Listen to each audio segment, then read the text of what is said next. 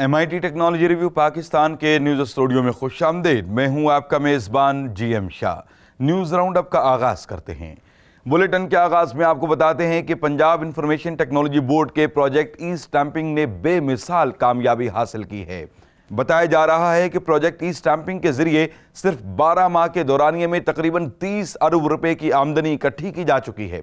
इस हवाले से पंजाब इंफॉर्मेशन टेक्नोलॉजी बोर्ड के चेयरमैन डॉक्टर उमर सैफ ने कहा है कि इस प्रोजेक्ट की बदौलत पंजाब भर में 117 साल पुराना निज़ाम तब्दील हुआ है। और अब आपको बताते हैं कि माहिरीन ने तैराकों के लिए एक ऐसी अनोखी बोतल तैयार की है जिसकी बदौलत तैराक पानी के अंदर 10 मिनट तक बगैर गियर के रह सकेंगे। इस बोतल में ऑक्सीजन भर दी जाती है जिसके बाद तैराक इसे इस्तेमाल करते हुए अपनी सांस को पानी के अंदर ले सकेंगे। इस बोतल को स्कॉर्कल के नाम से मंसूब किया गया है और इसकी कीमत तकरीबन 43,000 रुपए बताई जा रही है। और अब बुलेटिन के आखिर में आपको बताते हैं कि माहिरीन ने रॉकेट फ्यूल की मद में मकनातीसी माया तैयार किया है। ये माया मैग्नेटिक फील्ड के करीब जाते ही तब्दील होना शुरू हो जाता है और मकनातीसी कशिश पैदा करता है और इसके अलावा ये जीरो ग्रेविटी पर हरकत भी कर सकता है। इसको फेरोफ्लूइड्स के नाम से मंसूब किया गया है।